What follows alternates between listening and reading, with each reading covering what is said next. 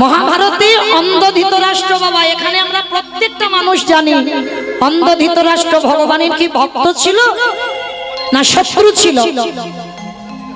সবাই বলবো বাবা ভগবানের শত্রু ছিল, তাই তো? কিন্তু অন্ধ ধৃতরাষ্ট্রের শেষ পরিণতিটা কি, এইটা কি আমরা কেউ জানি? এই ধৃতরাষ্ট্রের শেষ পরিণতি ছিল বাবা, দুর্যোধনের যে শত্রু ছিল তার অন্নে প্রতিপালিত হচ্ছিল বাবা। যারা গীতা ভাগবত জ্ঞানী আপনারা জানেন, সঞ্জয় দিব্য নয়নে দর্শন করে অন্ধ ধৃতরাষ্ট্রের কাছে বর্ণনা করেছিল কুরুক্ষেত্রের মাঠে কি কি ঘটনা ঘটছে, কে কবে মরবে আর কে কখন কখন হত্যা করা হচ্ছে। তো একটা একটা করে বলছে, আর অন্ধ ধৃতরাষ্ট্র পুত্রদের মৃত্যু সংবাদ শুনছে। ভালো করে ভেবে দেখেন বাবা, একজন অন্ধ ব্যক্তি যখন একটা একটা সন্তানদের মৃত্যু সংবাদ শোনে, সে ব্যক্তিটার পরিণতিটা কি হয় বাবা?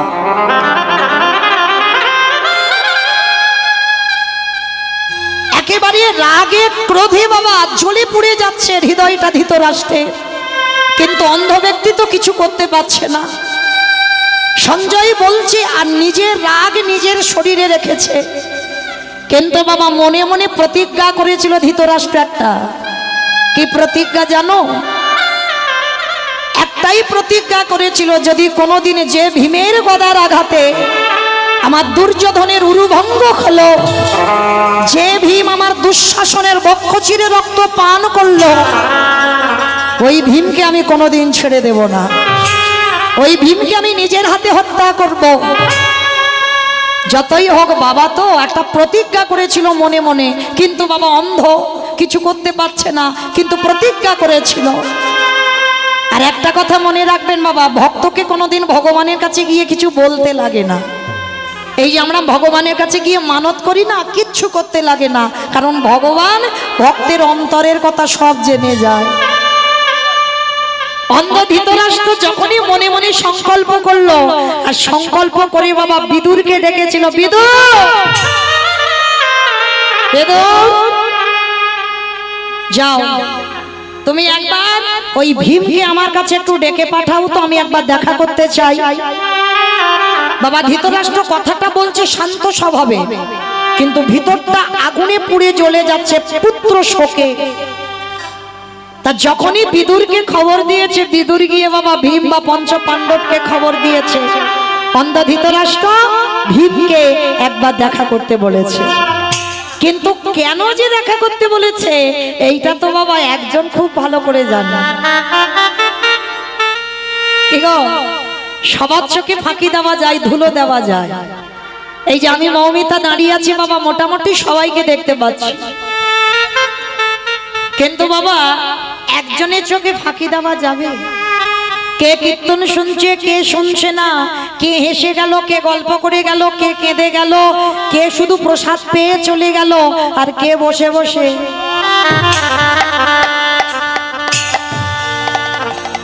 সে সন্ধ্যাবেলাও ঢোলে। এটা সব মিথ্যা নয় বাবা, দেখবেন এই কীর্তন আসরে বসে সে সন্ধ্যে কি দুপুর কি সবসময় ঢুলে ঢুলে পড়ে যায়। মানে কীর্তন তো এমন শরীরটা ঠান্ডা করে দেয়, বাড়িতে ঘুমাতে পারে না, হরিবাসরে এসে ঘুমায়। তাহলে বাবা লক্ষ্য করে দেখেন, এই যে আমার চোখে ধুলো দেওয়া যায়, কিন্তু যে ছেলেটা বাঁশিটা ধরে আছে পারবে ধুলো দিতে? শুধু আসলে সময় মতো ভগবান পৌঁছে দেবে। তা যখনই ধৃতরাষ্ট্র বিদুরের দ্বারা খবর পাঠিয়েছে যে ভীম যেন দেখা করে, তা বিদুর গিয়ে বাবা সংবাদটা দিয়েছে। তা এবার কি রকম গন্ডগোলটা পাকাচ্ছে দেখো আমার ভগবান কৃষ্ণ। পঞ্চ পাণ্ডব একসঙ্গে এসেছে, আর একসঙ্গে এসে বাবা যুধিষ্ঠির মহারাজ প্রথমেই প্রণাম করেছে অন্ধ ধৃতরাষ্ট্রকে। আর যখনই প্রণাম করেছে অন্ধ ধৃতরাষ্ট্র, প্রণাম করতেই মানে শরীরটা ছুঁতেই বুঝতে পেরে গেছে ভীম নয়। অন্ধ হলে কি হবে বাবা, তার এত স্মৃতিশক্তি ছিল। সঙ্গে সঙ্গে বলে উঠলেন, যুধিষ্ঠির আমি তো তোমাকে আসতে বলিনি, আমি ভীমকে আসতে বলেছি, ভীমকে পাঠাও। আর এদিকে ভীম তো জানে না বাবা কি গন্ডগোলটা হবে। এবার ভীম পাশে দাঁড়িয়েছিল, ভীম সবে যেতে যাবে, ভগবান কৃষ্ণ হাতটা ধরে ভীমকে টেনে সরিয়ে দিল। টেনে সরিয়ে দিয়ে বাবা একটা বড় ভীম একেবারে ধৃতরাষ্ট্রের সামনে দাঁড় করিয়েছে। ভালো করে ভাববেন বাবা, মানুষের ক্রোধ কেমন হয়, রাগ কেমন হয়।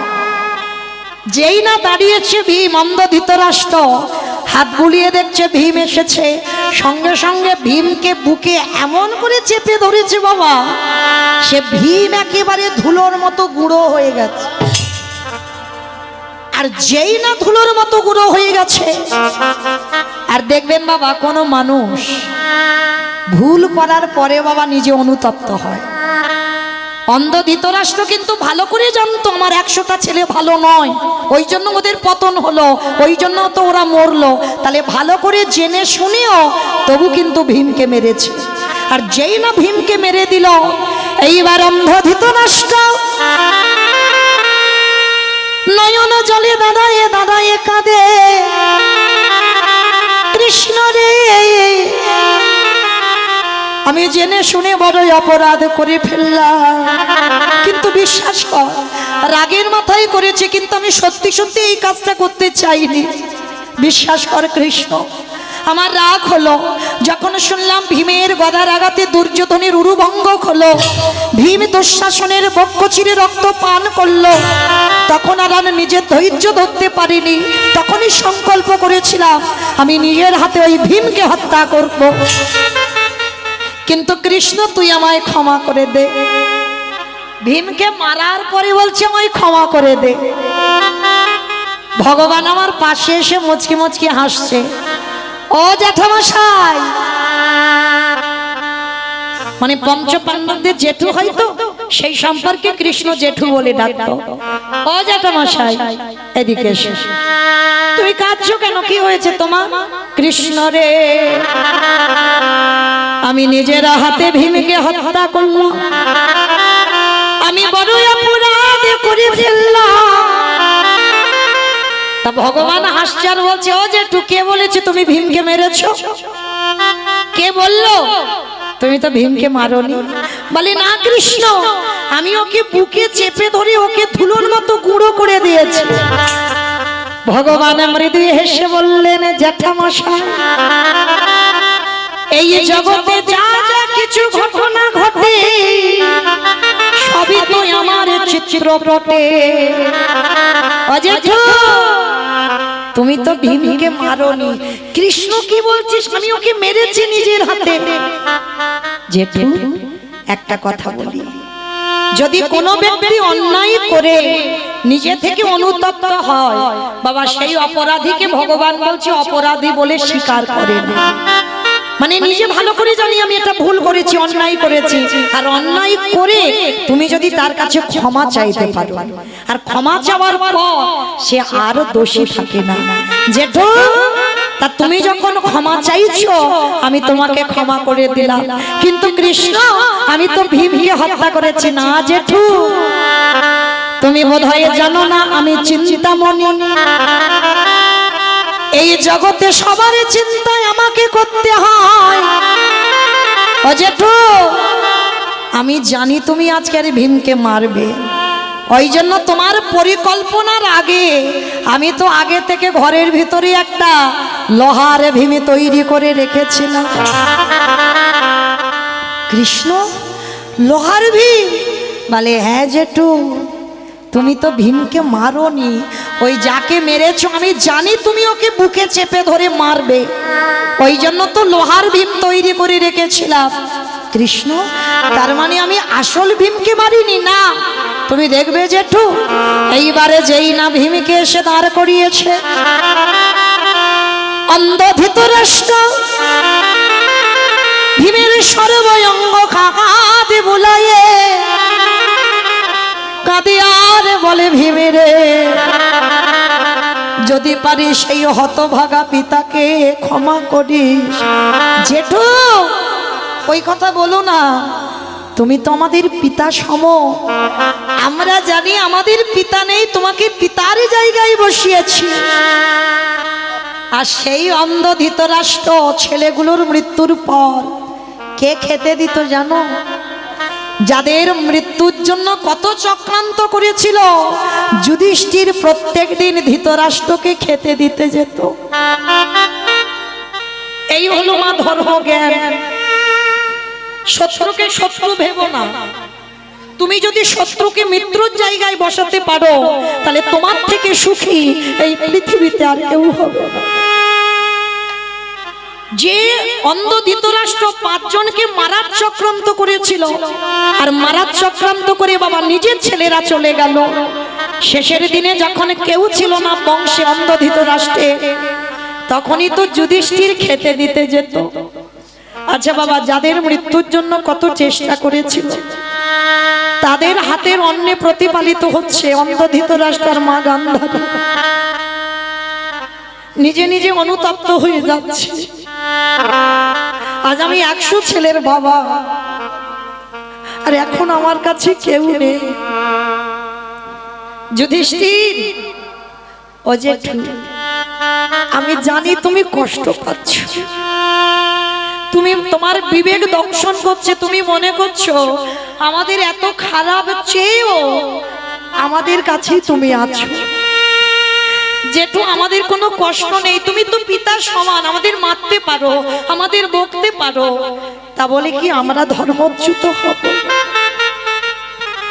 অন্ধ ধৃতরাষ্ট্র করজোড় করে যুধিষ্ঠিরকে বলছে, যুধিষ্ঠির, এতই যখন ভালোবাসিস বাবা, একটা জিনিস চাইবো তোর কাছে, তুই দিবি বাবা একটু? অজেঠু, বলো তুমি কি চাও? তুমি যদি আজকের আমাদের জ্যাঠামশাই হয়ে যদি এইখানে দাঁড়িয়ে আমাদের প্রাণ নিতে চাও, আমি হাসতে হাসতে দিয়ে দেব। বলো জেঠু তুমি কি চাও? না, একবার আমার কৃষ্ণকে এনে দেখাবি। এই জায়গাটায় মা খুব ভালো করে শুনবে, শত্রুর শেষ পরিণতিটা কি হয়। একবার কৃষ্ণকে এনে দেখাবি। ও জেঠু, ঠিক আছে, আমি কাল সকালবেলা কৃষ্ণকে বলবো যে আমার জ্যাঠামশাই তোকে একবার দেখতে চেয়েছে। সকাল হয়েছে, কৃষ্ণকে খবর দিয়েছে, কৃষ্ণ এসে দাঁড়িয়েছে। জ্যাঠামশাই, শুনলাম তুমি নাকি আমাকে একটু দেখতে চেয়েছো। হ্যাঁ কৃষ্ণ, আমার কাছে আয়। সর্বঙ্গে হাত বুলিয়ে দেখছে ধৃতরাষ্ট্র। কৃষ্ণ, জীবনে তো অনেক কিছু তোর কাছে চেয়েছি, না চাইতে আমার পরিপূর্ণ করে দিয়েছি সংসার। আমি 100 ছেলের বাবা, আজকের আমার কাছে কেউ নেই। আমি যুধিষ্ঠির অন্নে প্রতিপালিত হচ্ছি। আজকে তোর কাছে একটা জিনিস চাইবো, দিবি বাবা? জেঠু, তুমি কাঁদছো কেন? তুমি একবার চেয়ে দেখো আমার কাছে কি চাও। ওরে কৃষ্ণ রে, তোর চরণে আমার নিবেদন।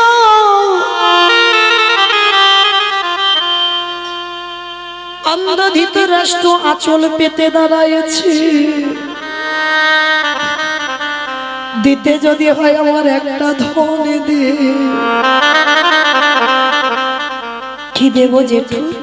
কৃষ্ণ, ক্ষণকালের জন্য, ক্ষণ সময়ের জন্য তুই আমার এই দৃষ্টি শক্তিটা একটু ফিরাইয়ে দে। ও জেঠু, তার মানে তুমি আমাকে একটু দেখতে চাও, তাই তো? আর পৃথিবীটাকে একটু দেখবে, ওই জন্য তুমি তোমার চোখটা চাইছো না কৃষ্ণ? পৃথিবী দেখতে চাই না, তোর ওই ভুবন মঙ্গল ভোলানো রূপ, গোপবেশরে বেনুক শ্যামে নব কৈশোরে নট, নরলীলা হয়ে তাকার সর।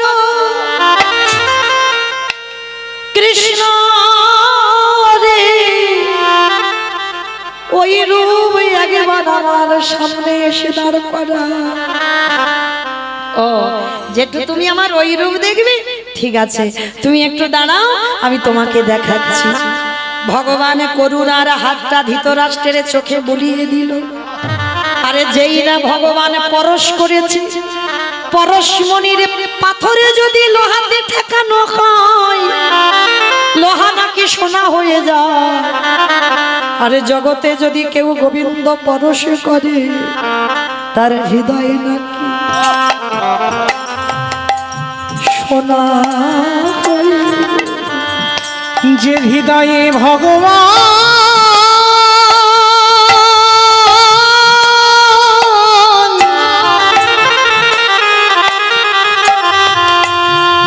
হৃদয়ে আমার ভগবান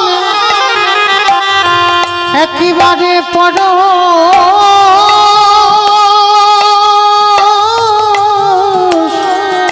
পরশ করে,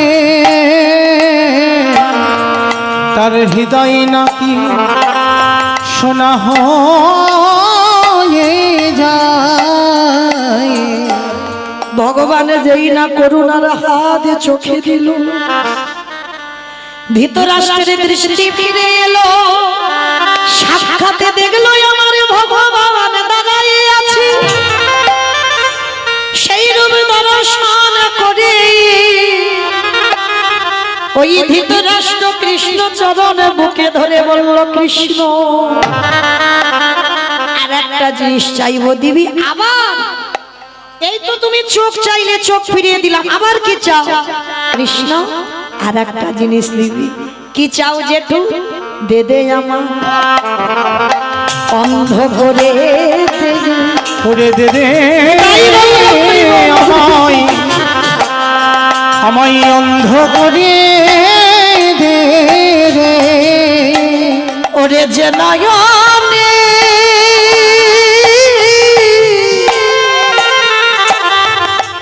যে নয়নে একেবারে কৃষ্ণ দর্শন করে, একেবারে দে দে অন্ধ করে দে রে।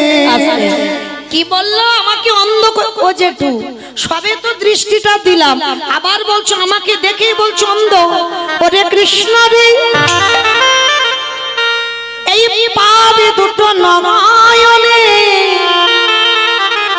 কারোর যদি একবারে সাক্ষাতে গোবিন্দ দর্শন হয়ে যায়, তারে কি জগতে আর কিছু দেখতে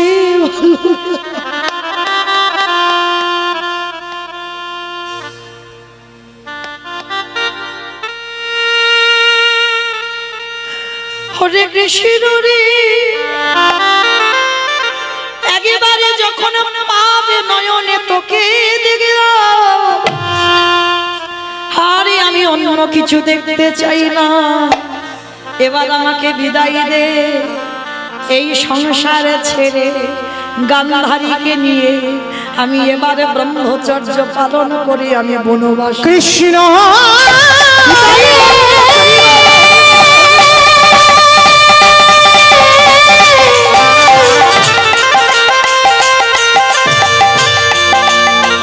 তোর চরণে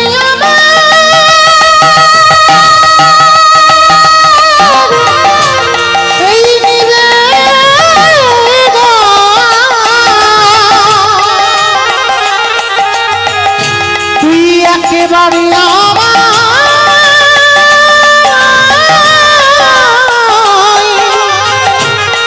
অন্ধ করে করে তুই নাকি ভক্তের ভব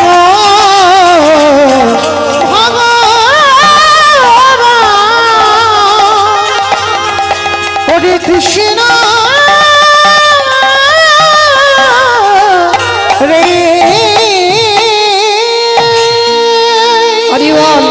কাগজটা বন্ধ করো দেয়া। তাহলে ধৃতরাষ্ট্রকে দেখে কি মনে হলো? আগে হোক বা পরে হোক, সবাইকে গোবিন্দ চরণ ধরতে হবে। কি গো, যে যাই করো না কেন আগে বলো আর পরে বলো, ধরতে তোমার হবে। যদি এ জন্মে না চরণ ধরো, এর পরের জন্মে ধরতে হবে। তার পরের জন্মে যদি না ধরো, কোনো না কোনো জন্মে আমার গোবিন্দ চরণ ধরতেই হবে। কারণ সংসার সুখের হয় পুরুষের গুণে। কি বললো? পুরুষের গুণে, রমণীর গুণে? তাহলে কোনটা ঠিক, পুরুষ না রমণী? পুরুষের গুণে। রমণী। তোমরা জানো তো বাবা, এটা খনার বচন, আমরা সবাই জানি। সংসার সুখের হয় রমণীর গুণে। তাহলে মনে করতে হবে একটা নারী পারবে তার পরিবারটাকে কৃষ্ণ ভক্তের পরিবার করতে। ভুল বললাম না? ভালো করে হৃদয়ঙ্গ করবেন মা। একটা পুরুষ না যত তাড়াতাড়ি পারবে, একটা নারী কিন্তু পারবে তার পরিবারটাকে কৃষ্ণ ভক্তের পরিবার করতে। যদি বলো কি করে, প্রমাণ আছে, প্রমাণ দিয়ে বলবো।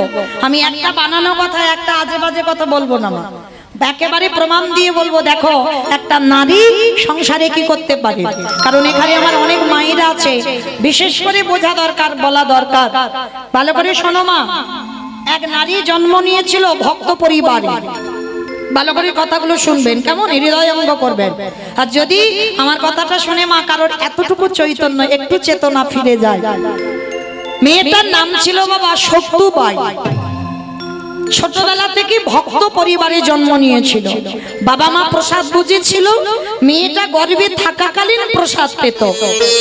আর মায়েরা, যে মেয়েটা গর্ভে থাকাকালীন প্রসাদ পেতে পেতে জগতে এলো, জগতে জন্ম নিয়েও প্রসাদ পায়, কিন্তু দুর্ভাগ্য তার কপালে এমন লেখা ছিল, বাবা মা দেখাশোনা করে মেয়েটাকে যার হাতে দিল বাবা, একেবারে ঘোর নাস্তিক।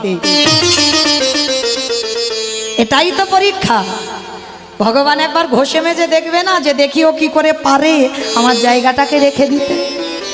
যে মেয়েটা ছোটবেলা থেকে ভক্ত পরিবারে বড় হলো, আর বাবা মা বিয়ে দিল এমন একটা পরিবারে বাবা, একেবারে নাস্তিক, মানে কৃষ্ণ তো ভালোবাসেই না, মানে বাড়িতে কোনোদিন নিরামিষ আহার হয় না, সে বৃহস্পতিবার একাদশী এসব কিছুই হয় না, মানে ঘোর নাস্তিক একেবারে, মানে এমন নাস্তিক এখন আছে বলে মনে হয় না।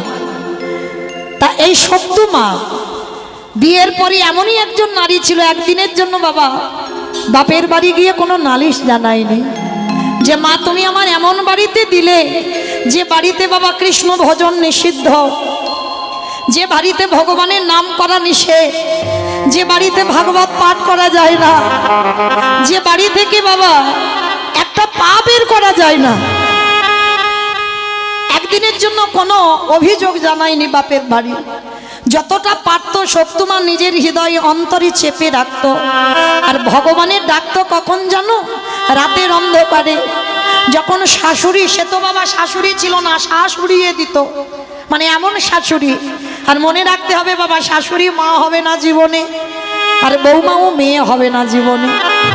তবে হবে না বলা ভুল, আছে অনেক অনেক পরিবারে আছে শাশুড়ি মা হয়েছে, বৌমা মেয়ে হয়েছে, সেটা যে যার আচরণের উপরে নির্ভর করে বাবা। তা এই সত্যমার শাশুড়ি ছিল না, মায়ের মতো নয় মা। শাশুড়ি সে সবসময় শাশুড়িয়ে দিত, আর স্বামী তো সে স্বামী নয়, মদমাতাল, সন্ধ্যায় বাড়িতে থাকে না, কত রাত বাইরে রাস্তায় কাটিয়ে দেয়, এমন স্বামীর ঘর পেয়েছিল সত্যমা। কিন্তু সর্বদা সকাল থেকে আর রাত্রিতে ঘুমাতে যাওয়া পর্যন্ত মা সংসারে যাবতীয় কাজ নিজের হাতে করত, কোনো কাজের মেয়ে ছিল না। অতুল সম্পত্তি ছিল, দোতলা বাড়ি, পাথর সেটিং করা। কিন্তু মা কি করতো জানো? সকাল ভোরবেলা থেকে উঠে ওই যে বাসন মাজা, ঘর বাড়ি পরিষ্কার, জামা কাপড় কাচা, রান্না করা, আর সব কাজ করতো, কিন্তু সদাই অন্তরে আমার গিরিধারীর নাম করতো। কোনোদিন প্রকাশ করতে পারিনি, কারণ প্রকাশ যদি করে, যদি একটু গান গেয়ে ফেলে ভগবানের, তাহলে তো শাশুড়ি মা এসে মারবে, ওই ভয়ে ভয়ে থাকতো।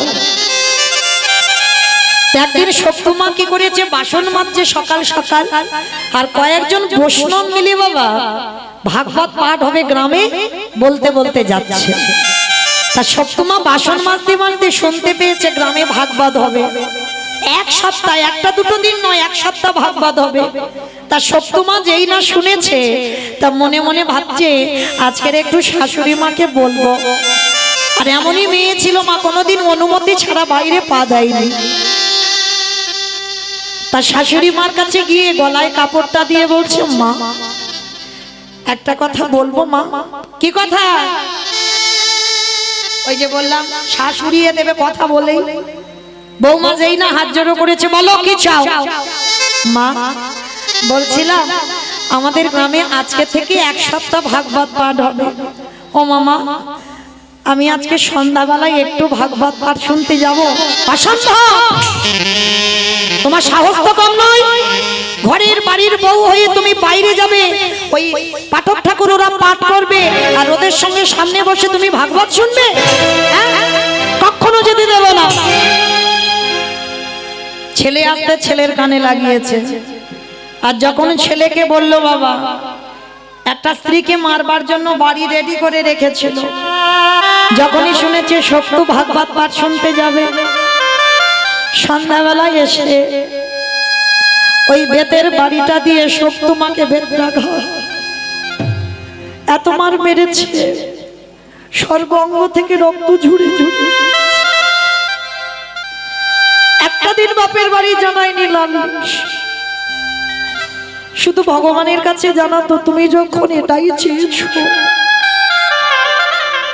আমি মেনে নিলাম ঠাকুর, তবে বিনিময়ে সহ্য করব সেই শক্তিটুকু তুমি আমায় দিও।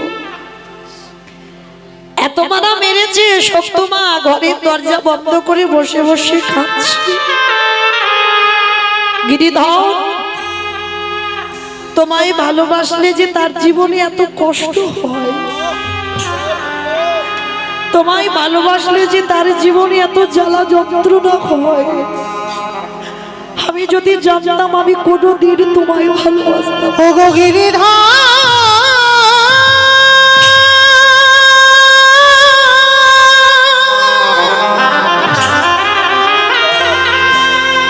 যে জনে তোমায় ভালো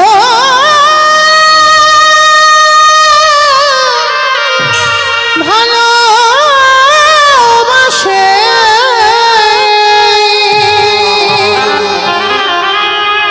তারে কি এমনি করে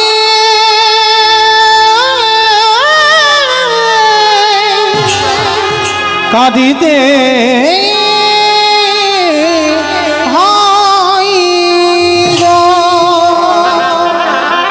সর্বশরীর এত মার মেরেছে, জ্বালা যন্ত্রণা, কেউ একবারও দেখতে আসেনি মেয়েটা কেমন আছে, রাত্রিবেলা কাঁদছে।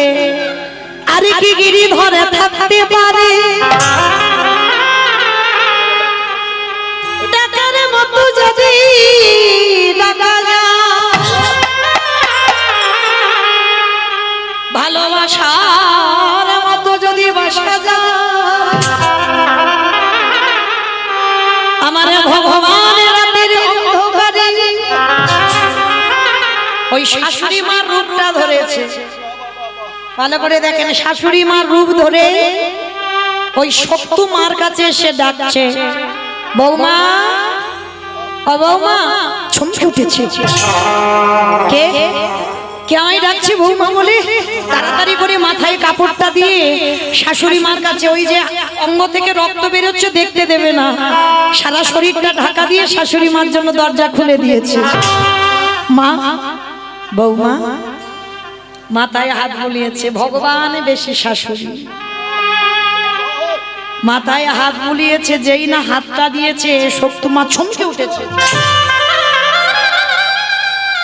পরশমণির থেকে তো আরো মূল্যবান গো, যেই না পরশ করেছে না, দেহটা একেবারে ঠান্ডা হয়ে গেছে, যে জ্বালা যন্ত্রণা ছিল আর কিছু হচ্ছে না।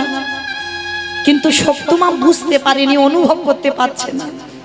ভগবান মাথায় হাত দিয়ে বলছে, বৌমা, ছেলেকে বলে মার খাইয়েছি, কষ্ট হয়েছে, যাও, ছেলে এখন ঘুমাচ্ছে, তুমি যাও, এই সময়ে তুমি একটু ভাগবত শুনে এসো। অবাক হয়ে গেল শক্তমা, মা আমি যাব? তুমি তো সকালবেলা থেকে আমায় কত বকলে, মারলে, আর এখন তুমি আমায় যেতে বলছো? হ্যাঁ বলছি। তুই এত কাঁদছিস, আমি ঘর থেকে শুনতে পাচ্ছি, জামা আসন ভাগবত পাঠ শুনে আমার জন্য একটু প্রসাদী নিয়ে আসবি। মা, তুমি প্রসাদী পাবে? হ্যাঁ পাবো না তো কি করব, তুই যাবি যখন আমার জন্য একটু প্রসাদী আনবি। সপ্তমা বুঝতে পারলো না, ওটা ভগবান শাশুড়ির বেশ ধরে অনুমতিটা দিয়ে দিল। আর সপ্তমা অনুমতিটা পেয়ে সন্ধ্যাবেলায় ওদিকে ভাগবত শুরু হয়ে গেছে।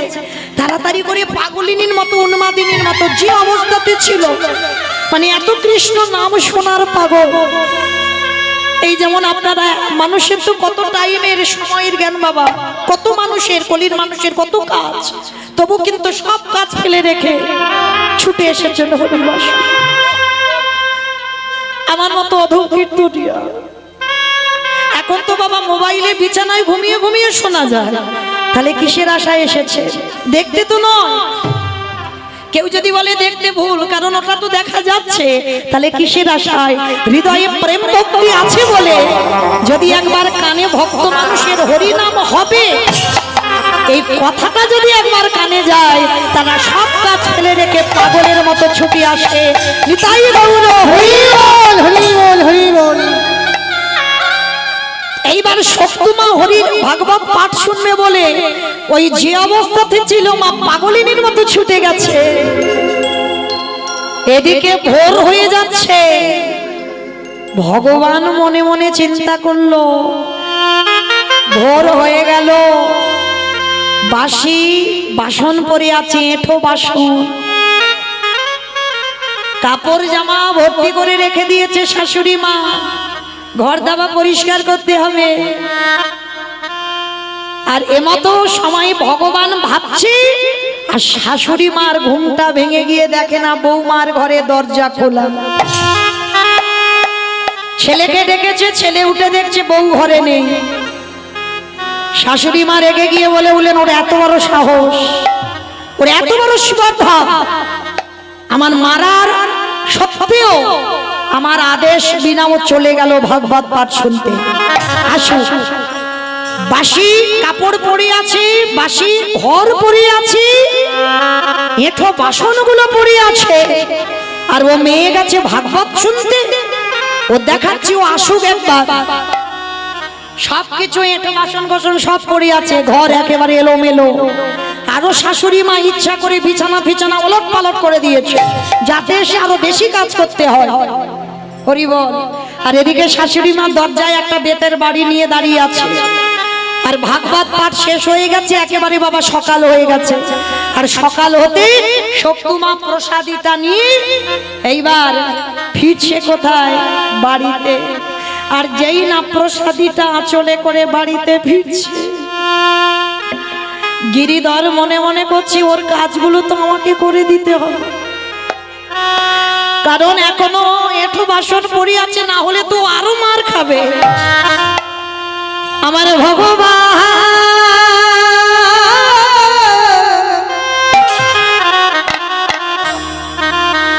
ভক্তের মার খাবার ভয়, নিজের হাতে ভগবান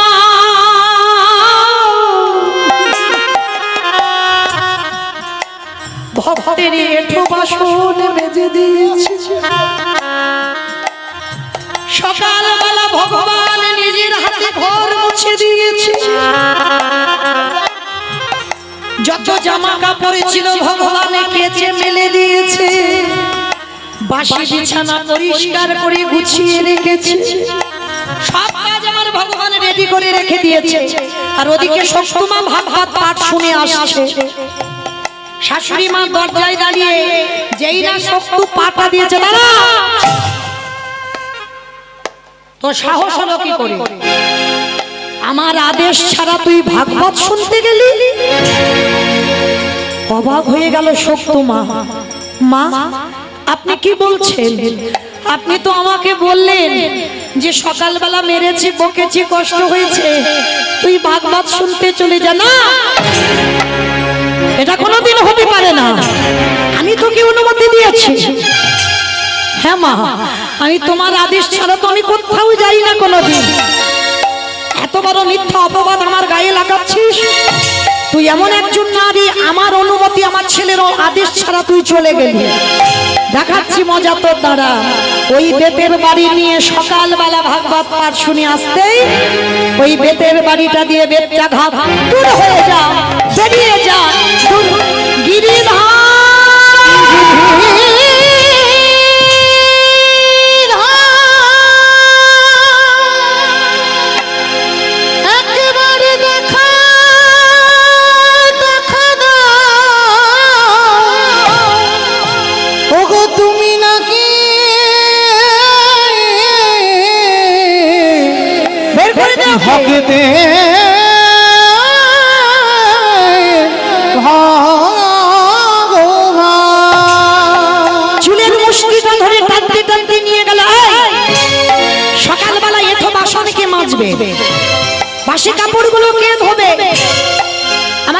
বাড়ি কে মুছবে? তুই যে ভাগবত পাঠ শুনতে গেলি, শাশুড়ি মা চুলের মুষ্টিটা ধরে যেখানে এঁঠো বাসন ছিল সেখানে নিয়ে গেছে, গিয়ে দেখে না বাবা এঁঠো বাসন মেজে পরিষ্কার করে গুছানো, বাসি কাপড় জামা যেখানে ভর্তি করা ছিল সব কেচে ছাদে মেলে দেওয়া, বিছানা বাসি বিছানা পরিষ্কার করা, ঘর বাড়ি চকচকে করে মুছে রেখেছে, রান্নাঘরে সব বাসন পরিষ্কার, রান্নাঘর পরিষ্কার।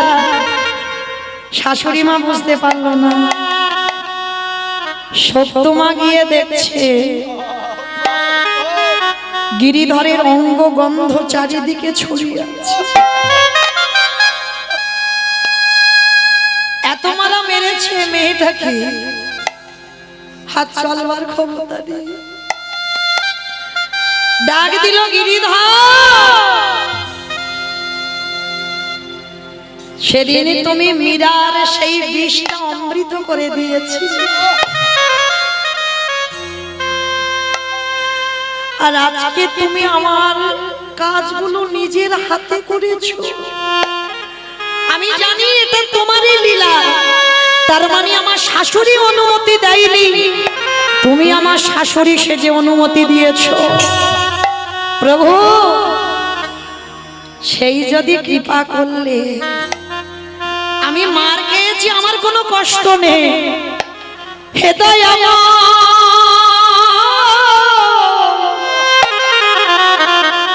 এই বাড়িতে যদি তুমি চরণে দিয়েছো, আমার শাশুড়ি কি একবার তোমার করিল, আমার স্বামী কি একবার তোমার চরণের দাসী বানাই। প্রভু এই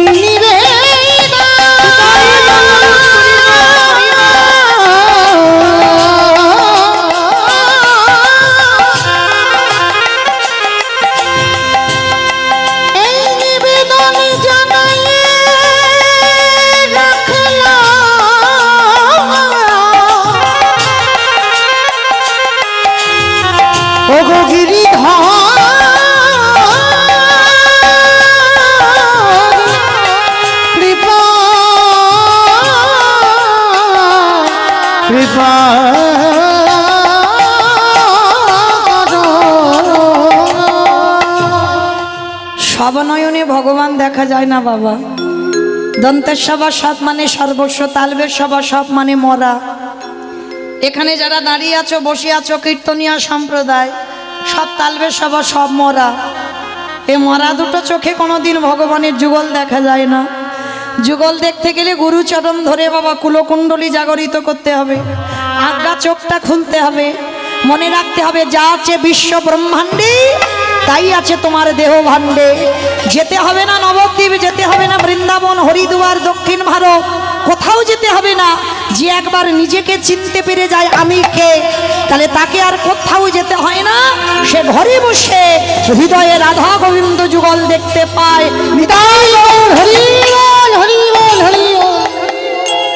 কিন্তু আমাদের সেই আধ্যাত্মিক চেতনা হয় না, তাই বাবা আমরা মঠ মন্দিরে ঘুরে ঘুরে বেড়াই। কিন্তু মনে রাখতে হবে নিজেকে যে চিনতে পারে তাকে কোথাও যেতে হয় না। যা আছে বিশ্ব ব্রহ্মাণ্ডে তাই আছে তোমার দেহ ভাণ্ডে।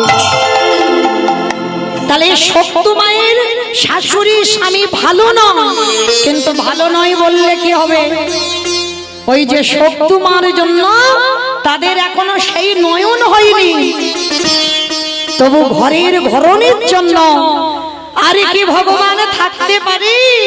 নামলো ধরাই, আর ওই শাশুড়ি স্বামীর সম্মুখে ভগবান যুগল হয়ে দাঁড়ালো। আরে যেই না যুগল হয়ে দাঁড়ালো, উলুধ্বনি হরিধ্বনি হয়ে নিতাই গৌর আজ সর্বহতে পুষ্প বৃষ্টি হতে লাগিল।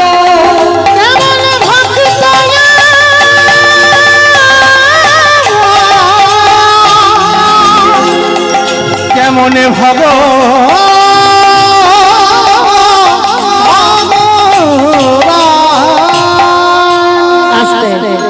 তাহলে বাবা ঠাকুর আজকে চলেন সেই চৈতন্য মহাপ্রভু সমাজকে শেখালো যে একজন নারী পারে, নারী শক্তি দশভুজার অংশ, এরা সব পারে, রাখলে রাখতে পারি, মারলে মারতে পারি, এরা ভজনের, এরা সাধনার বাবা, নারী ভোগের নয়, নারী সাধনা। দেখেন আমার কথা নয়, চণ্ডী ঠাকুর রানীর চরণ ভজন করে তো কৃষ্ণ পেল, তবে বাবা সে প্রেমটা আমাদের জগতের প্রেম নয়।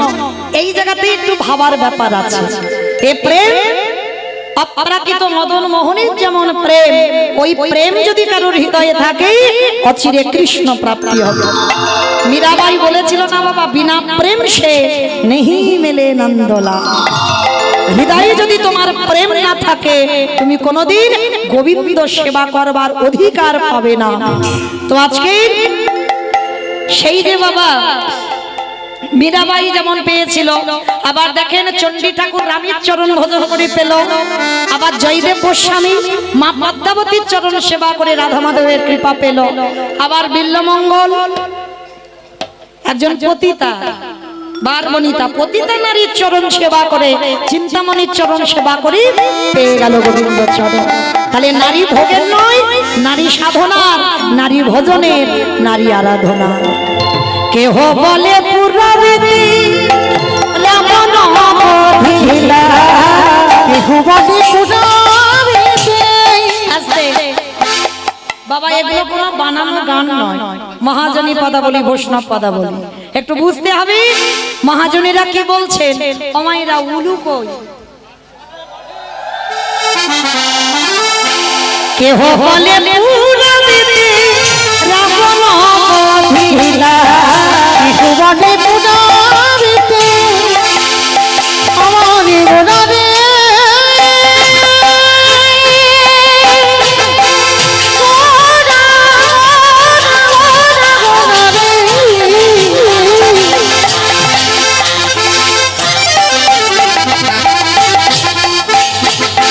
আমারে গোটা গোটা গোটা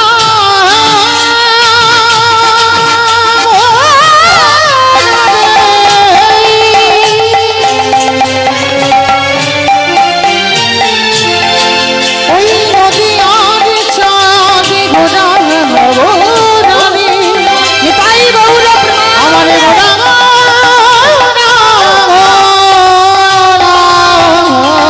কেহ বলে পুনরিতি রাবণ বধিলা। আজি গোলকের বৈভবে লীলা প্রকাশ করিলা, গোলকের বৈভবে লীলা প্রকাশ করিলা, আহা গোলকের বৈভবে লীলা প্রকাশ করিলা।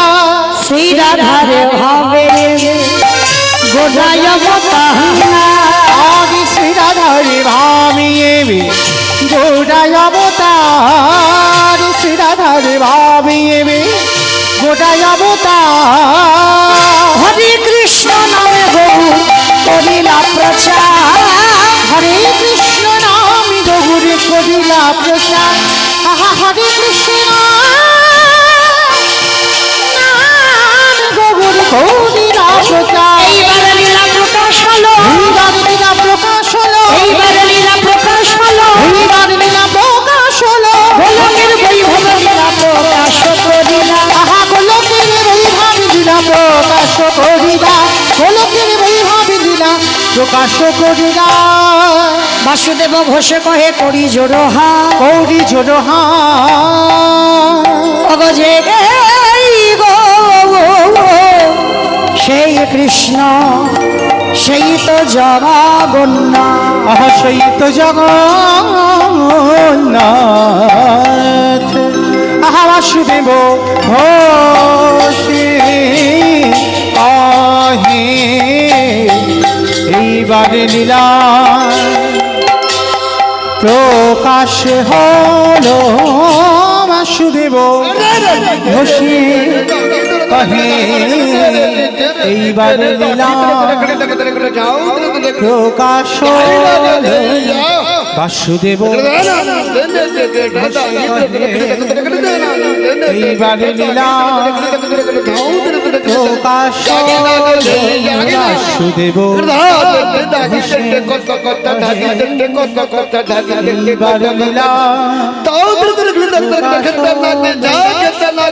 বাসুদেব ঘোষে কহে এইবার লীলা প্রকাশ হলো বাসুদেব ঘোষে কহে এইবার লীলা প্রকাশ হলো বাসুদেব ঘোষে কহে এইবার লীলা প্রকাশ হলো বাসুদেব ঘোষে কহে এইবার লীলা প্রকাশ হলো আহা বাসুদেব ঘোষে কহে। জানি তাই চলুন এবার আমরা সবাই যাব মধুমাসে ধাম বৃন্দাবন ধাম। তো এতক্ষণ নবদ্বীপে ছিলাম, একবার প্রেম সে সবাই বলেন গৌর সুন্দরী কি ধ্বনিটা হলো কি ওমা এটাও জয় বললাম, ধ্বনিটা হলো কি এটা নাকি জয়? এটা তো জিজ্ঞাসা চিহ্ন দিলাম, হলো কি টান